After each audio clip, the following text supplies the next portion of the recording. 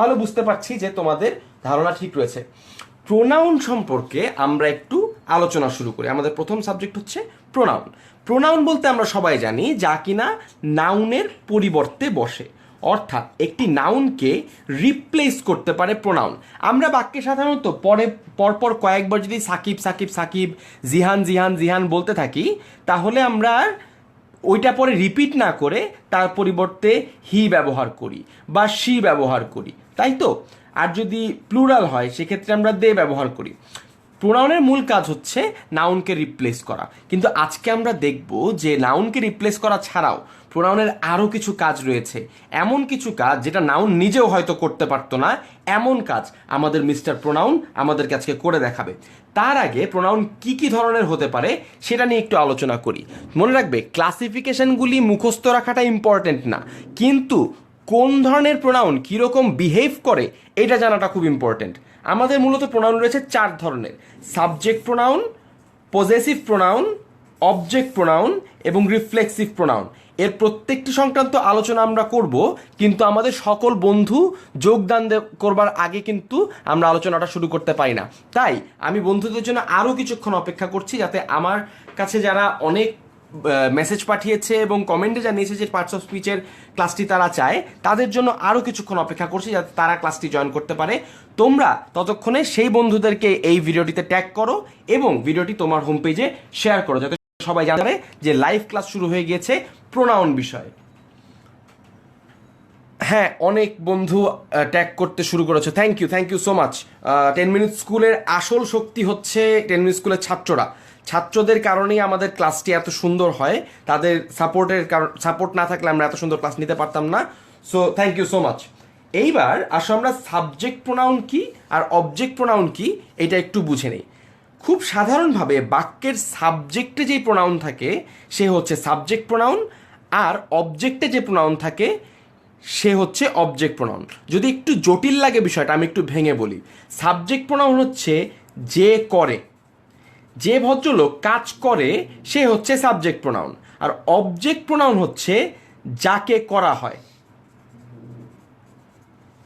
অর্থাৎ ধরো আমি তোমাকে বললাম আমি তোমাকে ভালোবাসি, সেই জায়গায় আমি অর্থাৎ আই সে কিন্তু সাবজেক্ট, কারণ আমি ভালোবাসছি অর্থাৎ আমি কাজটি করছি। আর তোমাকে ভালোবাসি সেক্ষেত্রে তুমি তুমি কিন্তু সেখানটাতে অবজেক্ট প্রোনাউন হয়ে যাবে। অর্থাৎ দেখতে পাচ্ছ যে যে কাজটি করবে সে হবে সাবজেক্ট প্রোনাউন, যাকে করা হবে সে হবে হচ্ছে অবজেক্ট প্রোনাউন। এবার আসো সাবজেক্ট প্রোনাউন এবং অবজেক্ট প্রোনাউনের মধ্যে পার্থক্যগুলো কি কি এগুলো আস্তে আস্তে দেখতে শুরু করি। সাবজেক্ট প্রোনাউন যেরকম আই এর অবজেক্ট প্রোনাউন হচ্ছে মি।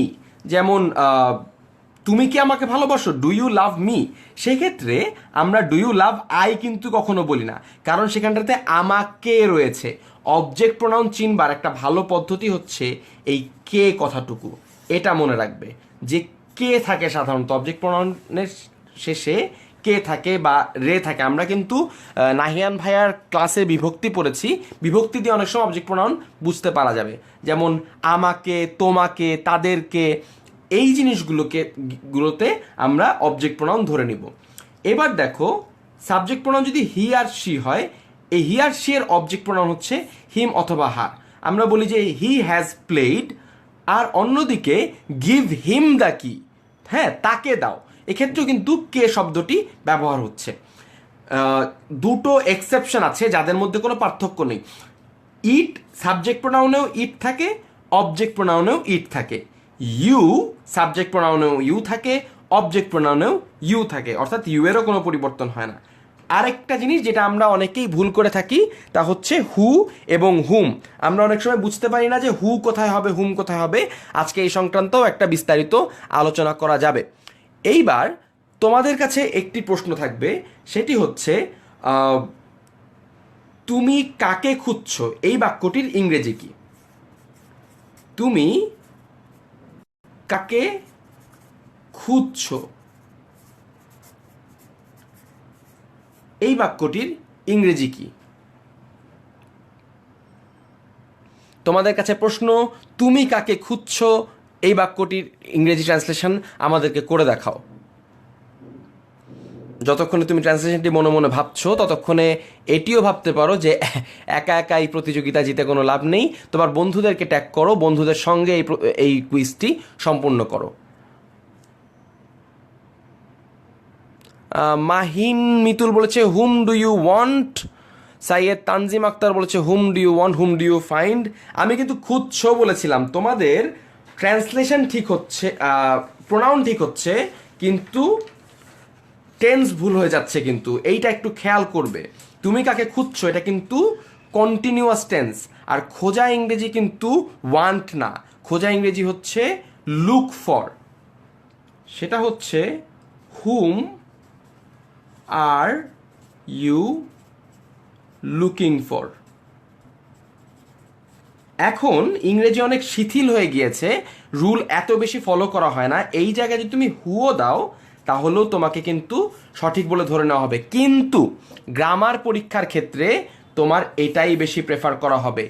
কাকে, তাকে, যাকে, এই ধরনের কে থাকলে, অর্থাৎ অবজেক্ট যদি হয়, যেই প্রোনাউনটি বাক্যে আছে কিন্তু কাজ করছে না, তার উপরে কাজটি করা হচ্ছে, সেক্ষেত্রে কিন্তু হুম ব্যবহার করব না, ব্যবহার করব হচ্ছে হুম।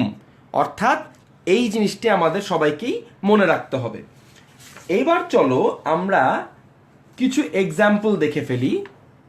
লক্ষ্য করছো এখানটাতে সাবজেক্ট প্রোনাউন হচ্ছে আই, অবজেক্ট প্রোনাউন হচ্ছে him. I don't like him much, এই বাক্যে যে আমি তাকে পছন্দ করি না, এখানে কিন্তু আমি পছন্দ করি না এবং তাকে পছন্দ করি না, তাই এখানটাতে আমরা হি দেইনি, হিম দিয়েছি। এইবার একটা মোস্ট কমন একটা mistake, he is taller than I. এই মিস্টেকটা যে কত বেশি হয় এটা তোমরা কল্পনাও করতে পারবে না। তোমাদেরকে আমি আরও একটা এক্সাম্পল করতে দেই, তাহলেই তুমি বুঝতে পারবে। সেটি হচ্ছে এই বাক্যটি দেখো, এখানটাতে কুইজ না করে আমরা বরং জিনিসটা ব্যাখ্যা করি। সেটা হচ্ছে he is taller than I. বেশিরভাগ জায়গায় এখানটাতে লেখা হয় মি, কারণ আমরা সাধারণ যে ইংরেজি সাধারণত বলে থাকি সেক্ষেত্রে আমরা মি ব্যবহার করি। তোমাদের কাছে প্রশ্ন থাকতে পারে, ভাইয়া এখানটাতে তো আই কথাটি বাক্যের শেষে রয়েছে, তাহলে আমরা কেন এখানটাতে মি ব্যবহার করছি না, কারণ এটিও তো অবজেক্ট। না, এটি কিন্তু অবজেক্ট না। অবজেক্ট মানেই কিন্তু বাক্যের শেষে থাকলেই কিন্তু অবজেক্ট না, এটা কিন্তু ভুল বুঝতে পারছো তোমরা। বাক্যের শেষে থাকা মানেই অবজেক্ট না, বাক্যের শেষে সাবজেক্টও থাকতে পারে। এই বাক্যটি, এইটা খুব ভালো মতো লক্ষ্য করতে হবে, he is taller than I, এই বাক্যটির পূর্ণ মানে হচ্ছে he is taller than I am. এই যে অ্যাম কথাটুকু, এইটা উল্লেখ করা হয়নি, এটা সাইলেন্ট রয়েছে, অর্থাৎ he is taller than I am, অর্থাৎ আমিও কিন্তু লম্বা, আমিও এই বাক্যে একটা কাজ করছি, অর্থাৎ আমি এখানটাতে অবজেক্ট প্রোনাউন না, আই এখানটাতে একটা সাবজেক্ট প্রোনাউন, তাই এখানটাতে আই ব্যবহার করতে হবে, মি ব্যবহার করা যাবে না। তোমরা বারংবার এই ভুলটাই কিন্তু পরীক্ষার খাতায় করে এসেছো, তাই আজকের পরে এই ভুলটি যাতে আর রিপিট না হয় সেক্ষেত্রে তোমরা সচেতন থাকবে। এইবার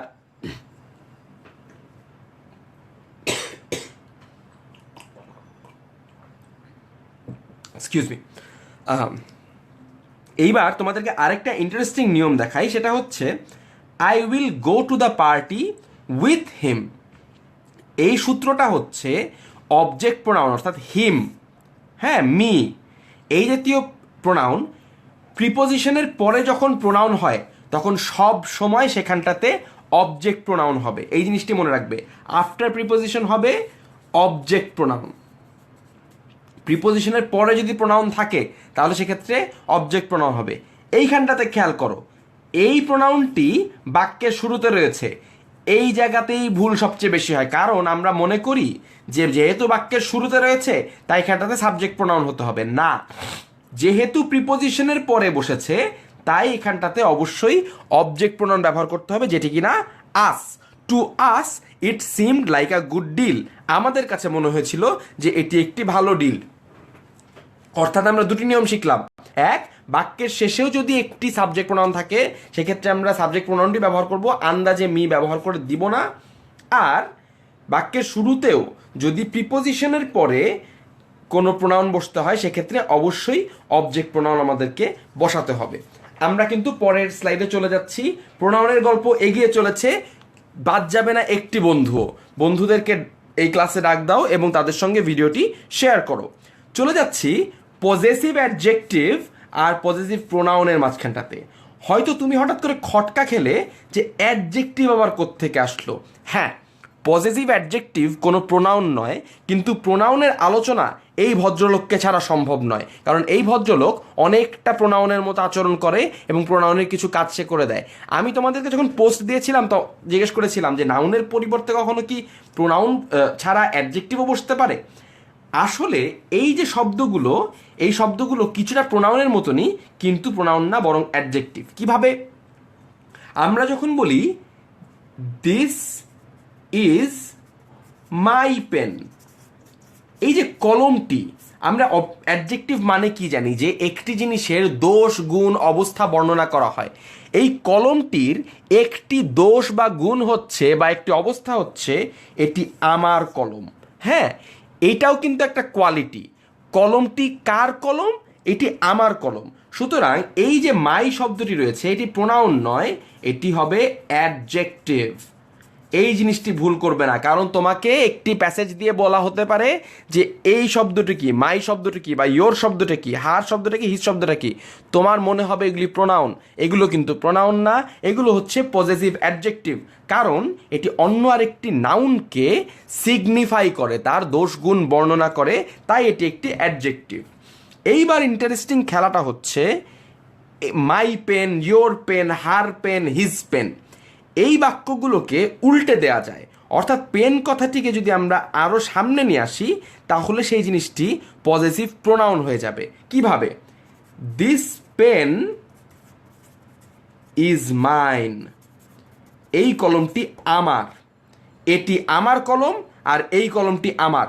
কলমটি যখন আপনি আরও সামনে নিয়ে আসবেন তখন দিস পেন ইজ মাই বললে চলবে না, দিস পেন ইজ মাইন বলতে হবে। এই ভুলটিও কিন্তু আমরা প্রায়শই করে থাকি, আমরা এখানটাতেও দিস পেন ইজ মাই বলার চেষ্টা করি। আসিফ আবদুল্লাহ, প্রান্ত সাহা সবাই সুন্দর মতো উত্তর দিচ্ছ, thank you so much. Positive প্রোনাউনের ধারণাটি তোমরা সবাই অনেক ভালো মতো বুঝতে পারছো, I am very proud of you. পজিটিভ প্রোনাউনের ক্ষেত্রে আর একটা জিনিস খেয়াল রাখবে, সেটি হচ্ছে মাইয়ের কনভার্সনে মাইন হয়, ইউ এর কনভার্সনে ইয়োর্স হয়, হারের কনভার্সনে হার্স হয়, কিন্তু হিজের কনভার্সনে কখনো হিজ ব্যতীত অন্য কিছু হয় না, হিজই থাকে। অর্থাৎ আমরা যদি তোমাকে জিজ্ঞেস করি যে, ধরো তোমাকে একটা এক্সাম্পল দেই যে দিস ইজ হিজ পেন, এই বাক্যটিকে উল্টে লিখে দেখাও, অর্থাৎ পেনটিকে সামনে নিয়ে আসো, এই পেন শব্দটিকে আরও সামনে নিয়ে আসো এবং এখানটাতে তুমি পজেসিভ প্রোনাউন ব্যবহার করে বাক্যটিকে সমাধান করো। যেহেতু তোমরা করছো, আমি সেক্ষেত্রে তোমাদেরকে আরও একটি সমাধান করতে দিই।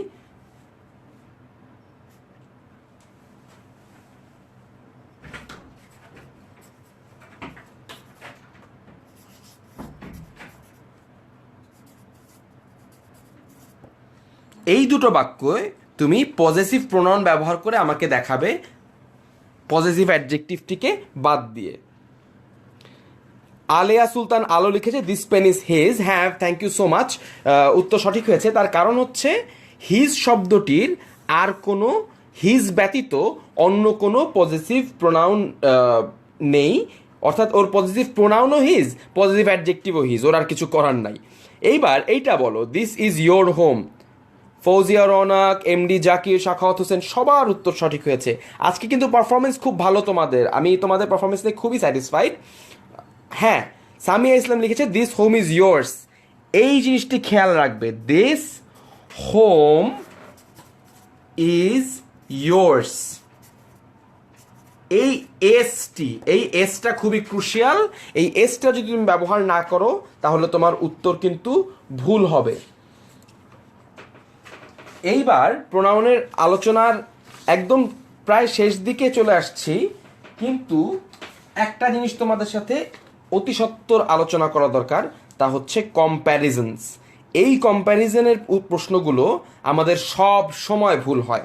তোমাদের সামনে তিনটি বাংলা বাক্য রয়েছে, এই তিনটি বাংলা বাক্যকে ট্রান্সলেট করতে হবে ইংরেজিতে। জিহান আমার থেকে লম্বা, জিহানের ঘড়িটা আমারটার থেকে সস্তা, মা তোমার থেকে আমাকে বেশি ভালোবাসেন। এই তিনটি বাংলা বাক্যকে ইংরেজিতে ট্রান্সলেট করে দেখাও।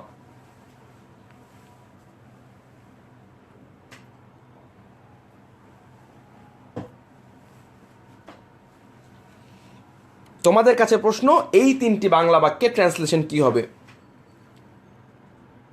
তুহিন আহমেদ লিখেছে Jihad is taller than me. Arifin Shejano লিখেছে সেটি। আলেয়া লিখেছে Jihan is taller than I. হ্যাঁ, তোমরা যারা মি লিখছো তাদেরকে বলি, Jihan is taller than I. এখানটাতে আই কথাটা হবে, তার কারণ হচ্ছে এইখানটাতে একটা এম সাইলেন্ট রয়েছে। মি কথাটার মানে কিন্তু আমাকে, জিহান কিন্তু আমাকে থেকে বেশি লম্বা না, জিহান আমার থেকে বেশি লম্বা। আমি যতটুকু লম্বা এর থেকে বেশি হচ্ছে জিহান লম্বা।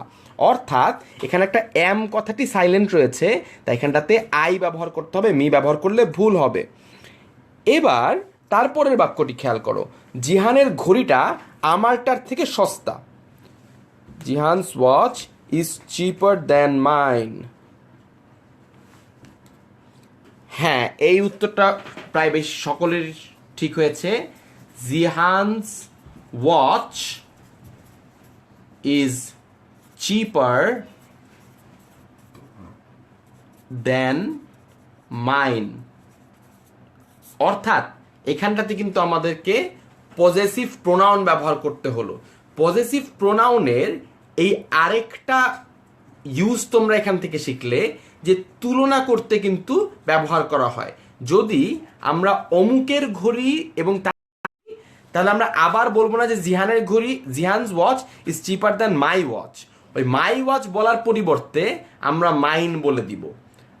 বা এইবার 3 নম্বর বাক্যটি তোমরা ট্রান্সলেট করতে থাকো।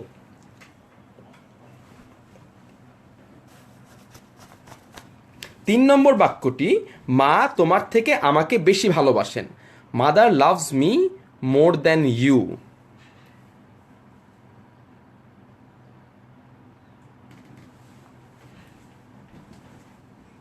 আচ্ছা, একজন জিজ্ঞেস করেছে দেন দ্যাট অফ হবে কিনা। না, এই ক্ষেত্রে দেন দ্যাট অফ হওয়ার কোনো দরকার নাই। Jihan's watch is cheaper than mine, আমারটার থেকে বেশি সস্তা, এক্ষেত্রে দেন দ্যাট অফের কোনো প্রয়োজন নেই।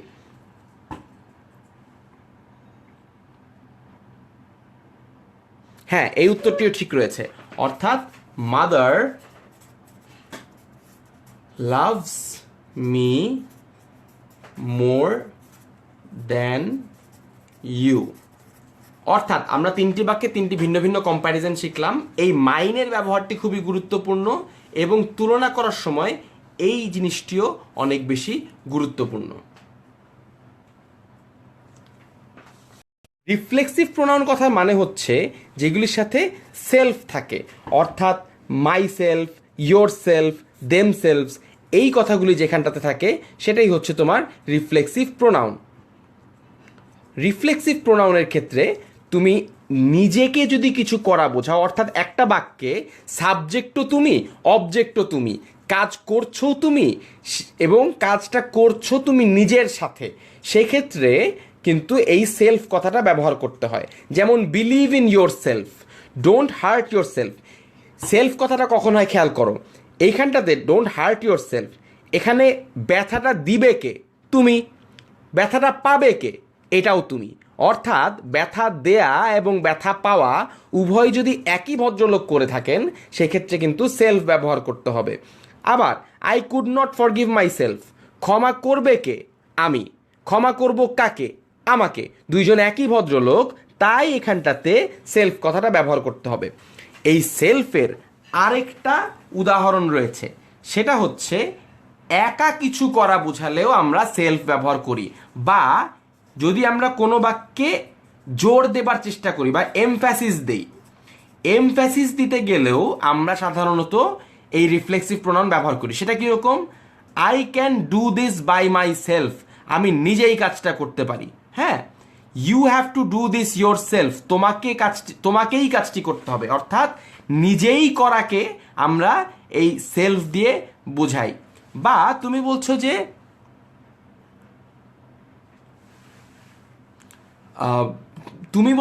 হয়তো তুমি বলছো যে তোমাকেই কাজটি করতে হবে, সেক্ষেত্রে তুমি কিন্তু একটু জোর দিচ্ছ। বা অনেক সময় তোমার বন্ধুরা তর্ক করতে করতে ভুলে যায় যে এর আগে সে কি বলেছিল, তখন তুমি কিন্তু বলো ইউ ইয়োর সেলফ সেড। এই কথাটার মানে কি? এই কথাটার মানে হচ্ছে তুমি তো নিজেই বলেছিলে। এই যে নিজেই, এই নিজেই কথাটার জন্য এই সেলফ কথাটা কিন্তু ব্যবহার করা যেতে পারে। অর্থাৎ এই ইয়োর সেলফ কথাটি বা মাই সেলফ কথাটি সবসময় নিজেই নিজেকে এই ধরনের সিচুয়েশনগুলিতে ব্যবহার করতে পারবো। আমাদের প্রোনাউনের ক্লাস কিন্তু ইতোমধ্যে শেষ হয়ে গিয়েছে, আমরা ক্লাসের সেকেন্ড হাফে মুভ করছি এবং আর্টিকেলে যাব। আক্তার আর হোসেন বলছে পপি গাইডে টলার দ্যান মি দেয়া আছে। আসলে ভাই পপি গাইড ইংরেজির জন্য খুব আদর্শ লিপি না। কম্প্যারিজনের জন্য সবসময়ই আপনাকে বুঝতে হবে অবজেক্টকে আর সাবজেক্টকে। সেক্ষেত্রে টলার অবশ্য যেটা হয় যে কলিকুয়াল ইংলিশে টলার দ্যান মিটা একসেপ্ট করে নিয়েছে, কিন্তু ইংরেজি গ্রামার এখনও কিন্তু টলার দ্যান আইটাই প্রেফার করবে।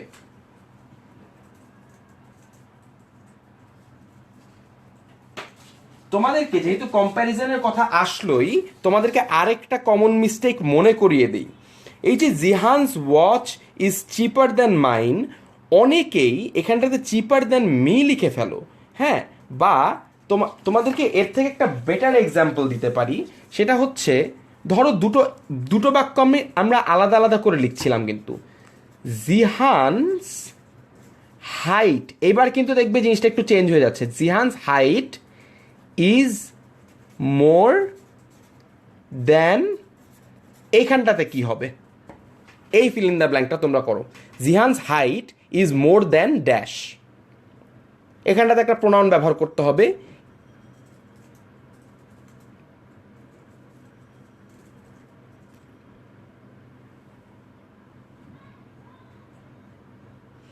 হ্যাঁ, উত্তর সঠিক হচ্ছে Jihan's height is more than mine.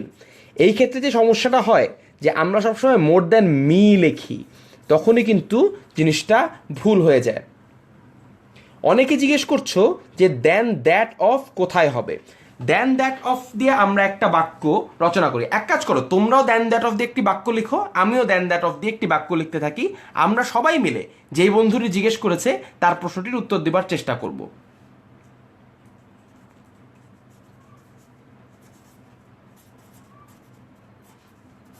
My car's speed is, speed না, আমরা বরং মাইলেজ দেই,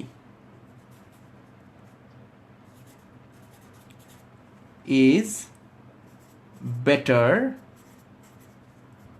দেন that of yours। Than that of কথাটি ব্যবহার কখন হয় আমি তোমাকে বলি। আমি যদি বলতাম my car is better than yours, সেক্ষেত্রে কিন্তু দেন দ্যাট লাগতো না। এখানটাতে আমার গাড়ির মাইলেজ, অর্থাৎ দুটো পজিশনের ব্যাপার আছে, আমার গাড়ি আছে, গাড়ির আবার মাইলেজ আছে। এই দুই স্টেপ যাওয়ার কারণে বেটার দ্যান দ্যাট অফ লিখতে হয়েছে। যদি মাইলেজ কথাটি তুমি বাদ দিয়ে দাও যে my car is better than yours, সেক্ষেত্রে কিন্তু তোমার বাক্যটি হয়ে যাচ্ছে my car is better than yours। কিন্তু যদি তুমি বলতে চাও my car's mileage is better than that of yours, অর্থাৎ যদি ডাবল পজেশন হয় আমার গাড়ি, সেই গাড়ির আবার মাইলেজ, সেই কারণটাতে এখানটাতে দেন দ্যাট অফ ব্যবহার করতে হবে। দেন দ্যাট অফ নিয়ে তোমরা অনেকেই বাক্য দিয়েছো, thank you so much. My bag's price is cheaper than that of his. হ্যাঁ, ত্রয়ীমিত্রার এক্সাম্পলটা থেকে আমি তোমাদেরকে আরও একবার বুঝাই। দেখো, মাই ব্যাগস প্রাইস, এই ক্ষেত্রে আমার ব্যাগ এবং ব্যাগের আবার প্রাইস ডাবল রিলেশন যখন হয়ে যাচ্ছে, তখন কিন্তু আমাকে ব্যবহার করতে হচ্ছে দেন দ্যাট অফ। আশা করি এই জায়গার থেকে ভালো মতো বুঝতে পারছো। এই দ্যান দ্যাট অফের ব্যাখ্যাটা যদি তোমার কাছে ভালো লেগে থাকে প্লিজ ভিডিওটি তোমার বন্ধুদের সঙ্গে শেয়ার করবে, কারণ ক্লাসটি শেষ হয়ে যাওয়ার পরেও তোমরা ক্লাসটি 10 মিনিট স্কুলের ওয়েবসাইটে, ইউটিউব পেজে এবং ফেসবুক পেজে পাবে। তোমাদের যদি সম্মতি থাকে আমি আস্তে আস্তে আর্টিকেলে মুভ করি, কারণ আর্টিকেলের চ্যাপ্টারটি অনেক বড়। আর্টিকেল নিয়ে ভয় পায় না এমন ছাত্র আসলে কম আছে। আমি নিজেও আর্টিকেলকে চরম ভয় পেতাম, বিশেষ করে কোথায় দি হবে এবং কোথায় দি হবে না সেই জিনিসটা কিন্তু আমি বুঝতে পারতাম না। এইবার আসো আমরা আর্টিকেলের সাথে পরিচিত হই। তার আগে তোমাদের সবার কাছে প্রশ্ন হচ্ছে, আজকে তো পার্টস অফ স্পিচের ক্লাস, আজকে আর্টিকেলস কেন পড়ানো হচ্ছে? তাহলে কি আর্টিকেল কোনো একটি পার্টস অফ স্পিচ? তোমাদের কাছে প্রশ্ন হচ্ছে, আর্টিকেল কোন ধরনের পার্টস অফ স্পিচ?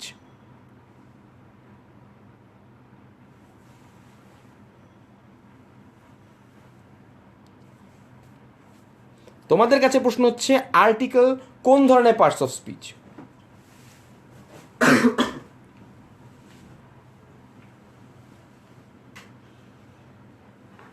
একজন বলছো নাউন। খন্দকার মিঠু আমাদের সাথে সিঙ্গাপুর থেকে জয়েন করেছে, কংগ্রাচুলেশনস ভাইয়া, থ্যাংক ইউ সো মাচ, খুবই ভালো লাগছে তোমাকে পেয়ে। ওয়াহিদা অর্থী বলতে চাচ্ছে অ্যাডজেক্টিভ। রাকিব রাব্বি বলছে প্রোনাউন। অনেক ধরনের উত্তর আসছে, হ্যাঁ কেউ পারলে একটু প্রিপোজিশনও বলে দাও না। হ্যাঁ অনেকের উত্তরই সঠিক হচ্ছে কিন্তু। অরিত্রী নন্দিনী, আবদুল্লাহ আল মুইদ, সবার উত্তর সঠিক। জারিন বলেছে adjective, thank you so much Zarin, জারিনের উত্তরও সঠিক হয়েছে। আর্টিকেল আসলে অ্যাডজেক্টিভ। আর্টিকেল একটি অ্যাডজেক্টিভ, কারণ আমি তোমাদেরকে এর ব্যাখ্যাটা দিয়ে দেই। ধরো আমি বলছি এ পেন, আমি তোমাকে এ পেন বলি, তুমি কি পেনের সংখ্যাটা জানতে পারছো না? কয়টা কলম এটা তুমি জানতে পারছো না? আমরা কি জানি যে এই জিনিসটার কোনো কোয়ালিটি যদি এই জিনিসটা বর্ণনা করতে পারে তাহলেও অ্যাডজেক্টিভ হয়ে যাবে। যেহেতু এ শব্দটি দেখে আমরা বুঝতে পারছি যে কলম এখানটাতে একটাই আছে, দুইটা বা তিনটা নাই, সেই ক্ষেত্রে এ কিন্তু পেনের কোয়ালিটি বর্ণনা করছে।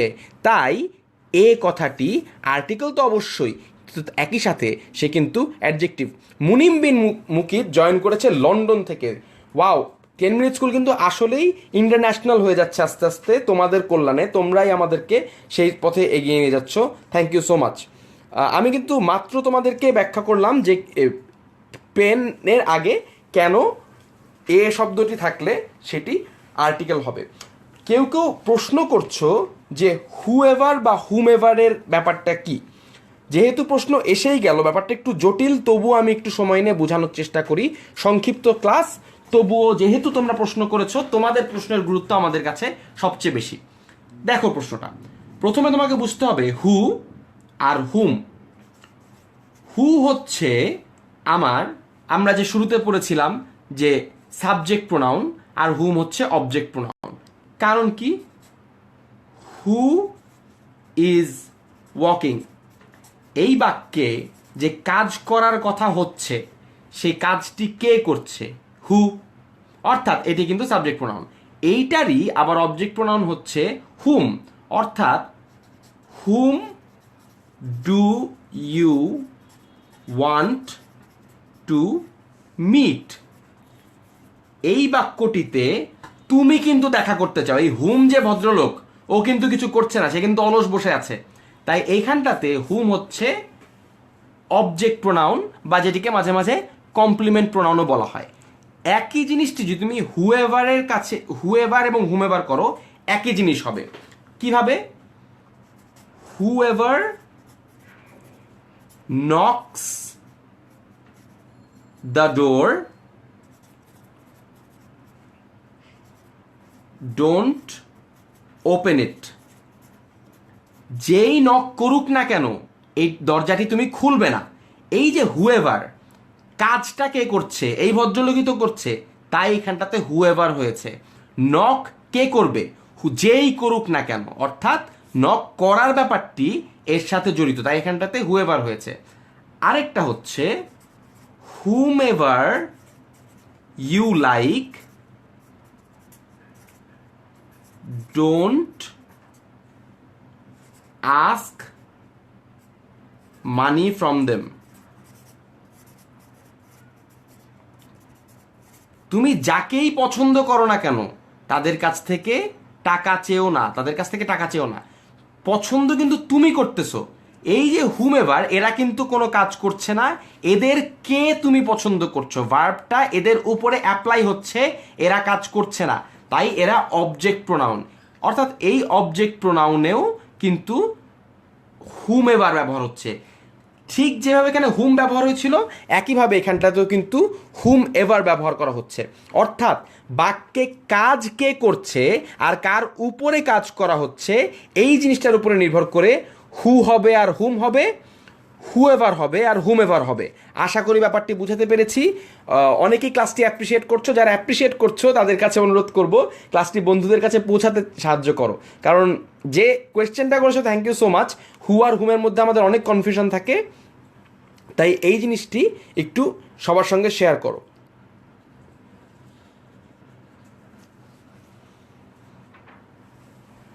মাসুদ রানা এনজিসি নীলফামারী থেকে জয়েন করেছে, ওয়েলকাম টু দ্য ক্লাস। ক্লাসে আমরা এগিয়ে যাচ্ছি। আচ্ছা, আর্টিকেল প্রধানত দুই ধরনের, একটা হচ্ছে ইনডেফিনিট আর্টিকেল আর একটা ডেফিনিট আর্টিকেল। এইগুলি নিয়ে খুব বেশি আলাপ করার নেই।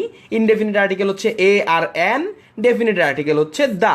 আমরা প্রত্যেকটার ব্যাখ্যায় পরবর্তীতে যাব, যদি এখনই খটকা লাগতে শুরু করে একটু ধৈর্য ধরো, আমি আস্তে আস্তে সবগুলি উত্তরই দিব। আরেকজন জিজ্ঞেস করছে বাই হুম কোথায় বসে। বাই হুম কোথাও বসার কথা না, কারণ হচ্ছে হুম কথাটি যাকে করা হচ্ছে তার সাথে প্রযোজ্য। যে করে তার সাথে কিন্তু হুম হবে না, যে করে তার সাথে হু হবে, যাকে করা হচ্ছে তাকে সেক্ষেত্রে হুম হবে। এইবার দেখো পরবর্তী স্লাইডে চলে যাই। এ আর এন অর্থাৎ আমাদের ইনডেফিনিট আর্টিকেল ভদ্রলোকরা, আমরা সবাই জানি কনসোনেন্টের আগে এ বসে, এ পেন, আ বানানা এরকম, আর ভাওয়েলের আগে এন বসে। কিন্তু কাহিনীতে একটা টুইস্ট আছে, সেটা হচ্ছে এই যে বসে এইটা কিন্তু স্পেলিংয়ের উপরে নির্ভর না। অর্থাৎ স্পেলিংয়ের উপর নির্ভর করে এই ঘটনাটা ঘটে না, ঘটনাটা ঘটে হচ্ছে সাউন্ডের উপর নির্ভর করে। অর্থাৎ কনসোনেন্ট সাউন্ড থাকলে এ হবে, ভাওয়েল সাউন্ড থাকলে এন হবে। সাউন্ডটাই এখানটাতে মূল কথা।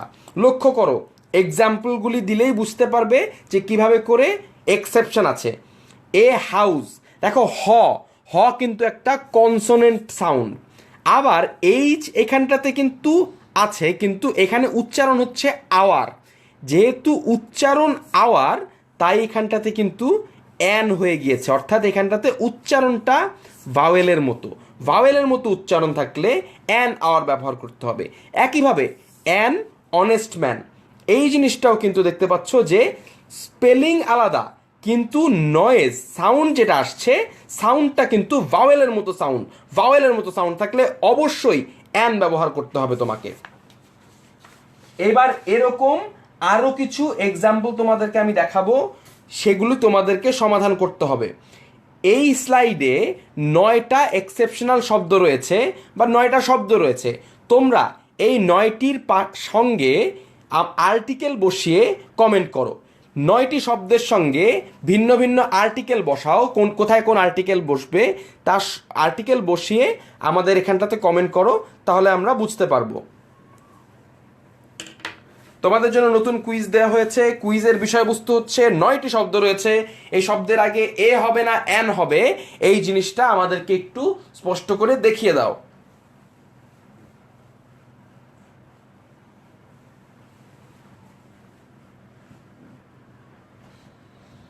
একদিন হচ্ছে অ্যান হোটেল হবে না এ হোটেল হবে, অবশ্যই এ হোটেল হবে, কারণ হোটেলের কিন্তু হটা উচ্চারণ হয়, ওটা কিন্তু ভাওয়েল নয়েজ না, ভাওয়েল সাউন্ড করে না, ওটা কনসোনেন্ট সাউন্ড করে। হ্যাঁ, সবাই উত্তর সঠিক দিচ্ছ। একজন কিছু এ হিয়ার, এ ইয়ার না, এই যে ইয়ার এই শব্দটার মানে হচ্ছে উত্তরাধিকারী, মানে তুমি তোমার বাবার এয়ার, এইটার উচ্চারণ কিন্তু এয়ার, হ্যাঁ, অনেকটা ই আই আর এরকম একটা উচ্চারণ, হ্যাঁ। এবং এই কারণটাতে এখানটাতে অ্যান হবে, এখানটাতে এ হবে না, এখানটাতে হবে হচ্ছে অ্যান।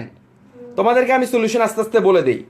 এই এই শব্দটা আমরা সবসময় শুনেছি কলিকাতা হারবাল, শব্দটা আসলে হারবাল না, শব্দটা হচ্ছে আরবাল, এবং এই কারণটাতে এইখানটাতে কিন্তু অ্যান হবে, অর্থাৎ এ হবে না, উচ্চারণটা কিন্তু হারবাল না, উচ্চারণ হবে হচ্ছে আরবাল, তাই এখানটাতেও অ্যান হবে।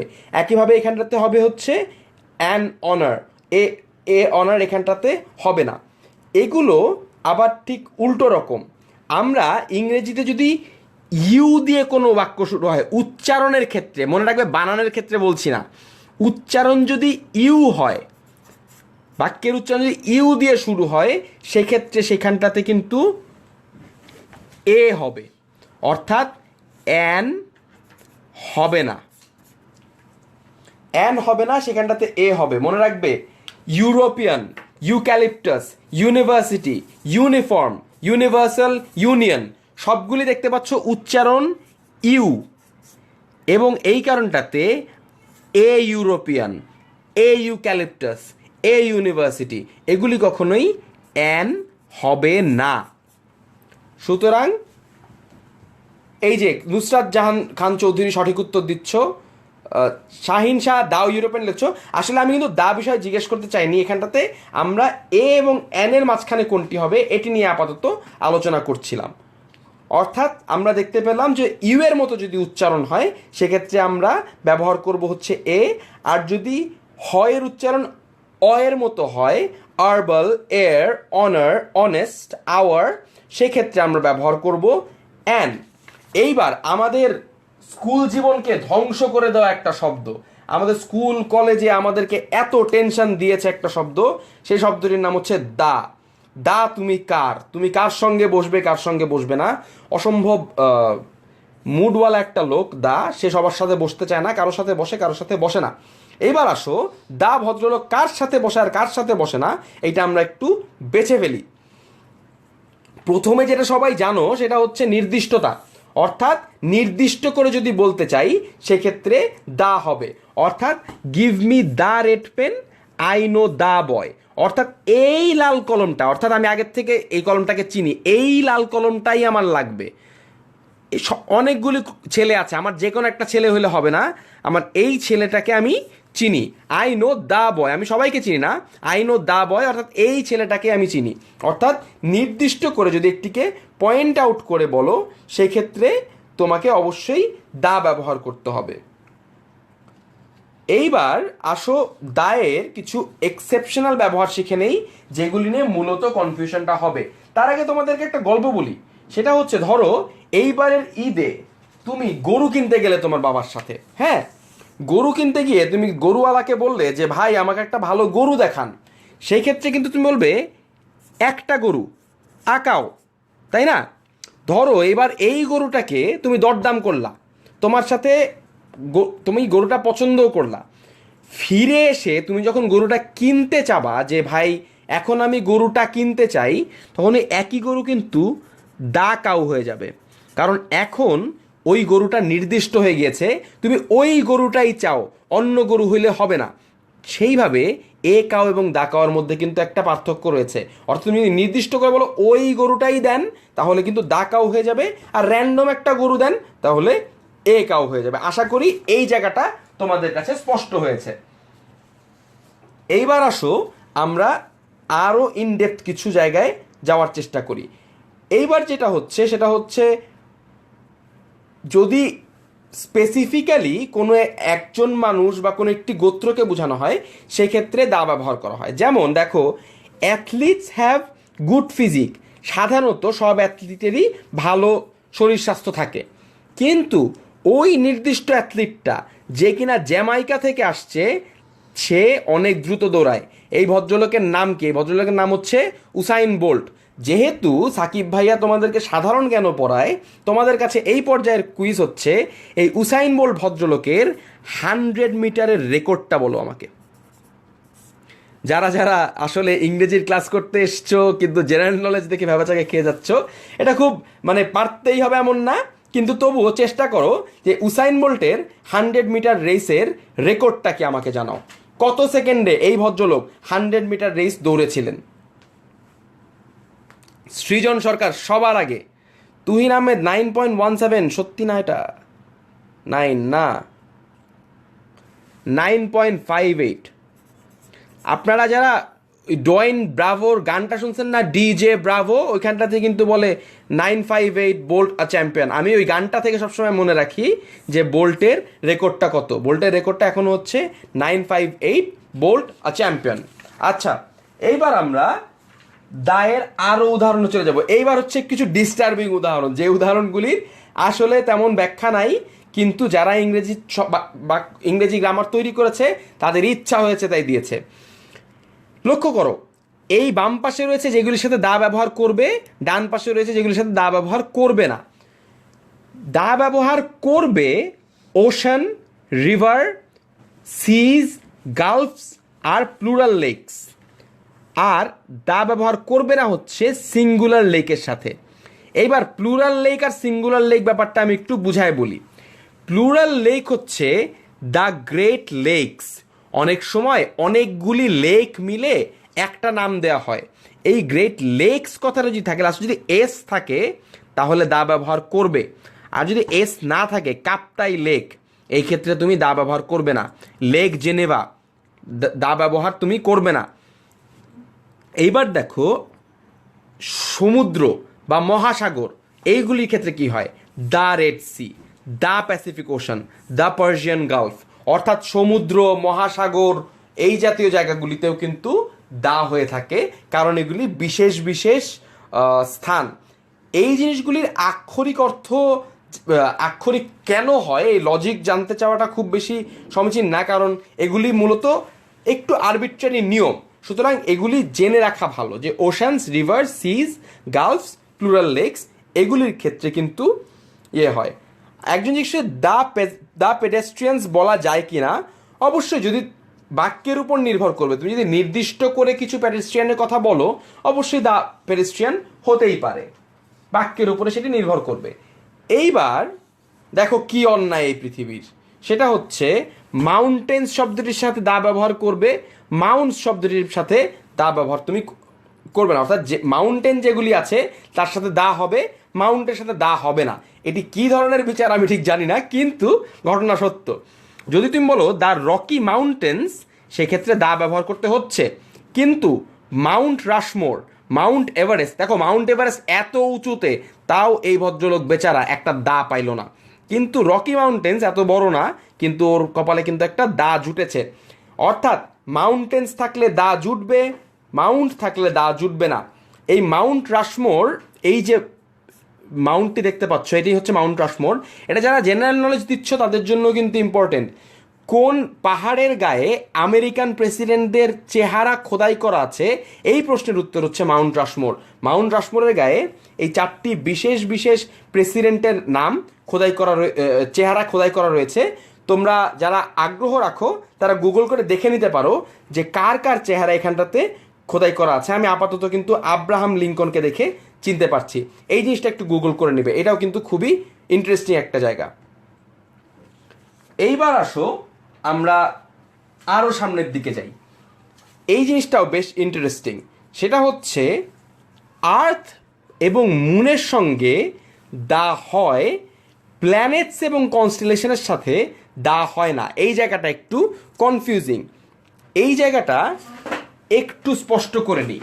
দেখো, আমরা যখন বলি আমাদের এই পৃথিবী, তখন হয় দ্য আর্থ, বা এই যে পৃথিবীর উপরে চাঁদ, তা হবে দ্য মুন। অর্থাৎ আমাদের বাসভূমি হিসেবে যখন আমি পৃথিবীকে কল্পনা করব, তখন হবে দ্য আর্থ। কিন্তু একই পৃথিবীকে যদি আমি সৌরজগতের একটি গ্রহ হিসেবে চিন্তা করি, গ্রহ পৃথিবী যদি চিন্তা করি, সেই ক্ষেত্রে কিন্তু এটি আর্থ হবে। মার্স, জুপিটার, আর্থ, এগুলির সাথে কিন্তু দা হবে না। অর্থাৎ তোমার আবাসভূমি যে পৃথিবী, তার সাথে দা হবে, কিন্তু যে গ্রহ হিসেবে যদি তুমি তাকে কল্পনা করো, সেই ক্ষেত্রে দা হবে না।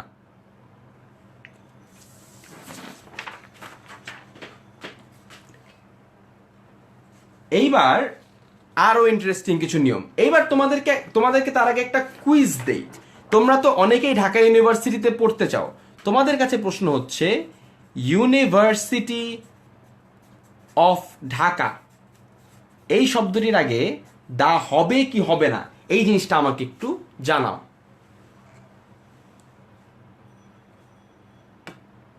আর যারা যারা অনেকে আছো ফ্যাকাল্টি অফ সোশ্যাল সায়েন্সেও পড়তে চাও, তাদেরকে এটা জিজ্ঞেস করি যে ফ্যাকাল্টি অফ সোশ্যাল সায়েন্স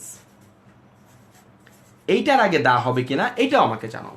এই দুটো শব্দের আগে কোনটার আগে দা হবে, কোনটার আগে দা হবে না, এই জিনিসটা আমাদেরকে একটু জানাও। একজন জিজ্ঞেস করছে মনে তো বাস করি না আমরা, হ্যাঁ ট্রু, কিন্তু চাঁদকে তুমি যখন পৃথিবীর সাপেক্ষে চিন্তা করো যে আকাশে চাঁদ উঠেছে, আকাশে যেই চাঁদ উঠে সেটা কিন্তু তুমি গ্রহ হিসেবে চিন্তা করো না, তোমার আকাশের চাঁদ। হ্যাঁ, এটা তুমি কবিতা লেখো, গান লেখো, সেই ক্ষেত্রে কিন্তু সেটি দা হবে। হ্যাঁ, অনেকে লিখছ হবে না, অর্থাৎ ইউনিভার্সিটি অফ ঢাকার আগে দা হবে না বলতে চাচ্ছ সবাই। আবার অনেকে বলছো দা হবে।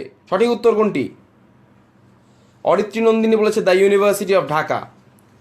হ্যাঁ, অরিত্রী নন্দিনীর উত্তর সঠিক। দা হবে ইউনিভার্সিটি অফ ঢাকার আগে। মনে রাখবে ইউনিভার্সিটি, এই ব্যাপারটা খুবই ভালো মতো খেয়াল করো। ইউনিভার্সিটির নাম বা কলেজের নাম বা স্কুলের নাম যদি ইউনিভার্সিটি, কলেজ আর স্কুল এই নামগুলি দিয়ে শুরু হয় তাহলে তার আগে দা হবে। যেমন the university of Dhaka, university কথাটা যদি নামের শুরুতে থাকে তাহলে তার আগে দা হবে। The college of arts and sciences, college কথাটা যদি নামের শুরুতে থাকে তাহলে কিন্তু তার আগে দা হবে। একইভাবে যদি উল্টোভাবে চিন্তা করো, ঢাকা ইউনিভার্সিটি, তার আগে কিন্তু দা হবে না। লন্ডন স্কুল অফ ইকোনমিক্স খুবই ভালো একটা বিশ্ববিদ্যালয়, কিন্তু তার আগে দা হচ্ছে না। উল্টো যদি হতো যে university of Dhaka school of economics, সেই ক্ষেত্রে কিন্তু দা হতো। ট্রিনিটি কলেজ আরও একটা ভালো কলেজ, কিন্তু তার আগে দা হবে না।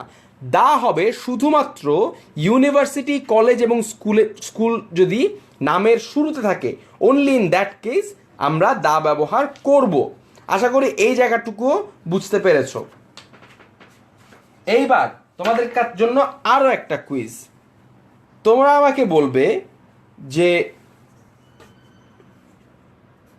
ওয়ার্ল্ড ওয়ার 2 এবং কার্গিল ওয়ার কোনটির আগে দা হবে, কোনটির আগে দা হবে না। ওয়ার্ল্ড ওয়ার 2 এবং কার্গিল ওয়ার কোনটার আগে দা হবে, কোনটার আগে দা হবে না। ত্রয়ীমিত্রা একজন পটার হেড জিজ্ঞেস করেছে what about Hogwarts school of witchcraft and wizardry. আচ্ছা, এখানে উত্তর হচ্ছে না, এটার আগে দা হবে না। তার কারণ যদি এমন হতো যে স্কুল অফ উইচক্রাফট স্কুলটা যদি আগে আসতো তাহলে আমরা দা বসাতে পারতাম। হগওয়ার্ডস যেহেতু এরকম একটা জায়গার নাম যেমন ঢাকা ইউনিভার্সিটি, সেক্ষেত্রে ঢাকা ইউনিভার্সিটি কিন্তু দা বসাই না। ত্রয়ী যদি কখনো 10 মিনিট স্কুল থেকে বিশেষ কোনো পুরস্কার জিতে, আমরা তার সাথে একটি করে 10 মিনিট স্কুলের গুডিজের পাশাপাশি একটি হ্যারি পটারের বইও পাঠিয়ে দিতে পারি, কারণ আমরা জানতে পারলাম সে হ্যারি পটারের একজন বড় ফ্যান। একজন বলছে দ্য ওয়ার্ল্ড ওয়ার 2 কার্গিল ওয়ারে হবে না বলতে চাচ্ছ তোমরা। দ্য ওয়ার্ল্ড ওয়ার 2 সবাই বলছে দ্য ওয়ার্ল্ড ওয়ার 2। আচ্ছা, দুঃখের বিষয় হচ্ছে যারা যারা বলেছো দ্য ওয়ার্ল্ড ওয়ার 2 তাদের সবারই উত্তর ভুল। দেখতে পাচ্ছ যে আমাদের আর্টিকেলে কি পরিমাণ ভুল হয়, কারণ আমরা কোথায় দা হবে কোথায় দা হবে না এটা নিয়ে কিন্তু অনেক কনফিউজড। লক্ষ্য করো, আমরা যদি বলি সেকেন্ড ওয়ার্ল্ড ওয়ার তাহলে হবে দা সেকেন্ড ওয়ার্ল্ড ওয়ার, কিন্তু একই শব্দকে যদি বলি ওয়ার্ল্ড ওয়ার 2 তার আগে কোনো দা হবে না। তার কারণ নাম্বার যদি নাউনের আগে থাকে তাহলে সেই নাম্বারের আগে দা বসে। The second world war, the third chapter, the fifth page. Number যদি নাউনের আগে থাকে তার আগে দা বসে। নাম্বার যদি নাউনের পরে থাকে তাহলে দা বসে না। যেমন ওয়ার্ল্ড ওয়ার 2, চ্যাপ্টার 3, পেজ 5, এগুলির পরে কিন্তু দা বসবে না, এগুলির আগে কিন্তু দা বসবে না। অর্থাৎ নাম্বার নাউনের আগে বসলে দা হবে, নাম্বার নাউনের আগে বসলে দা হবে না। অর্থাৎ এই যে মাফি ইসলাম এখন লিখছো দা ওয়ার্ল্ড ওয়ার 2 না, তোমার দা হবে হচ্ছে দা সেকেন্ড ওয়ার্ল্ড ওয়ার। আশা করি এই জায়গাটা বুঝাতে পেরেছি। যুদ্ধের ক্ষেত্রে, সাধারণত যুদ্ধের ক্ষেত্রে ফার্স্ট সেকেন্ড এরকম নাই, ধরো যদি না থাকে তাহলে কিন্তু দা হবে। যেমন আমি কার্গিল ওয়ার জিজ্ঞেস করেছিলাম, অনেকে বলেছে হবে না, ঠিক না সেটা। The Kargil war, the Korean war, the Vietnam war, the liberation war of Bangladesh, অর্থাৎ এই জিনিসগুলির ক্ষেত্রেও কিন্তু দা হবে। অন্যদিকে লক্ষ্য করো কন্টিনেন্টস, এর আগে কখনো দা হবে না। এশিয়া, ইউরোপ, এই জিনিসগুলির আগে কখনো দা কিন্তু হবে না। দা এশিয়া, দা ইউরোপ বলে কিছু নাই। আবার ধরো স্টেটস, বিভিন্ন প্রদেশ থাকে কিন্তু না বিভিন্ন দেশের, ফ্লোরিডা, ওয়েস্ট বেঙ্গল, পাঞ্জাব, এই ধরনের স্টেটের আগেও কখনো দা হবে না। এইবার আরো কিছু কুইজ তোমাদেরকে করতে হবে। ধরো এইবার আমি তোমাদেরকে বলেছিলাম কিছু দেশের আগে দা হয়, কিছু দেশের আগে দা হয় না। এইবার তোমরা আমাকে বলো গ্রেট ব্রিটেন,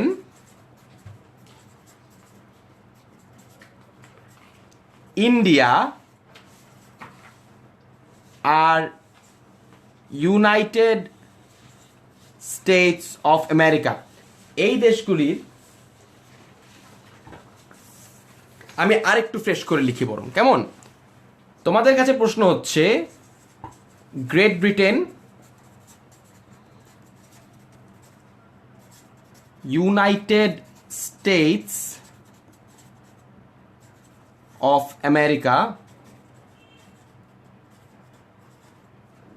সাউথ আফ্রিকা আর হচ্ছে ইন্ডিয়া। তোমাদের কাছে প্রশ্ন হচ্ছে এই চারটি দেশের কোনটির সাথে দা হবে, কোনটির সাথে দা হবে না। জুবায়েদ অভি বলেছে গ্রেট ব্রিটেনের সাথে দা হবে না, দা ইউএসএ হবে। তোমরা প্লিজ একটু সহ লিখো আর কি, নামটা সহ লিখো, তাহলে আমি বুঝতে পারবো যে কোনটির জন্য উত্তর দিচ্ছ আসলে।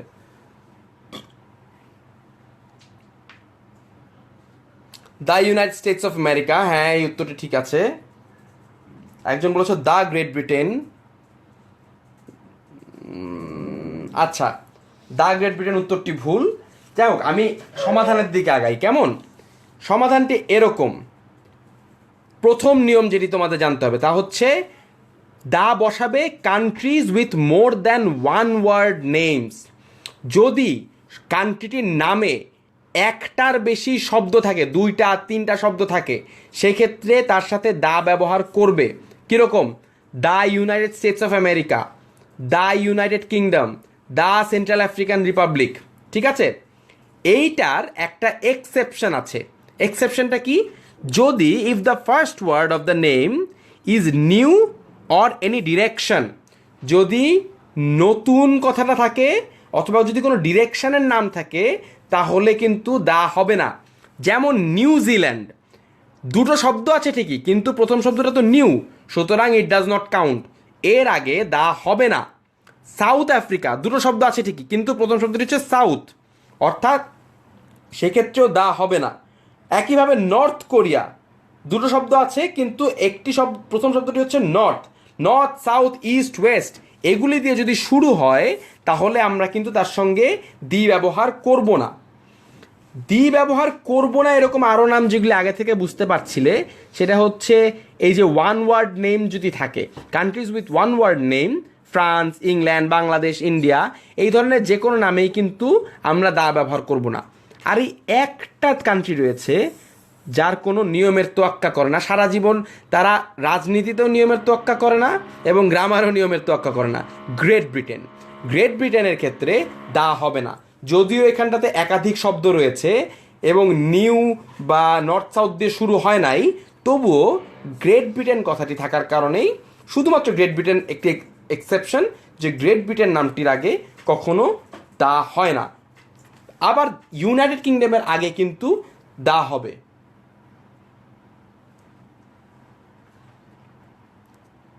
আচ্ছা, একজন জিজ্ঞেস করেছো 50 শেডস অফ গ্রে এর আগে কি হবে। এখানটাতে কথা হচ্ছে যদি 50টা শেডই থাকে গ্রের, হ্যাঁ, অর্থাৎ ওই 50টি শেড, তুমি যদি 50টি শেডের কথা বলো যে নির্দিষ্ট 50টা শেড, সেক্ষেত্রে দা বসাতে পারো। আর যদি তুমি বলো যে অনেকগুলি শেডই তার আছে, আমাকে তার মধ্যে 50টা শেড দেন, যে কোনো র্যান্ডম 50টা, সেক্ষেত্রে দা হবে না। খুব অদ্ভুত অদ্ভুত সিনেমা থেকে প্রশ্ন আসছে। যাই হোক, আমরা এখান থেকে যেটি শিখলাম তা হচ্ছে একাধিক শব্দ থাকলে দা বসাবো, একাধিক শব্দ না থাকলে দা বসাবো না।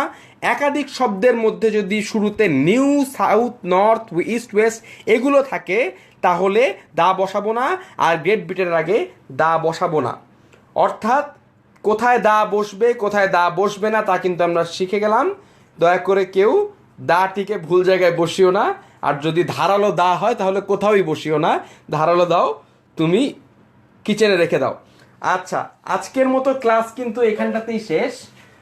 ক্লাসের 1 ঘন্টা পার হয়ে গিয়েছে, তোমাদের এতক্ষণ ধৈর্য দেখে আমি ক্লাসটি প্রলং করলাম। দেখা হবে পরবর্তী ক্লাসে। আর সেই পর্যন্ত ইংলিশটা প্র্যাকটিস করতে থাকো। ইংলিশ কিন্তু প্র্যাকটিসের অনেক গুরুত্বপূর্ণ বিষয়। আর যাতে অন্য বন্ধুরা প্র্যাকটিস করতে পারে তাদের সঙ্গে ভিডিওটি অবশ্যই শেয়ার করবে এবং তোমার বন্ধুদেরকে ট্যাগ করবে। আমি পরবর্তীতে আরও ইংরেজি এবং আরও জেনারেল নলেজ ক্লাস নিয়ে তোমাদের সঙ্গে দেখা করব। সেই পর্যন্ত তোমরা সবাই ভালো থাকবে। Good night.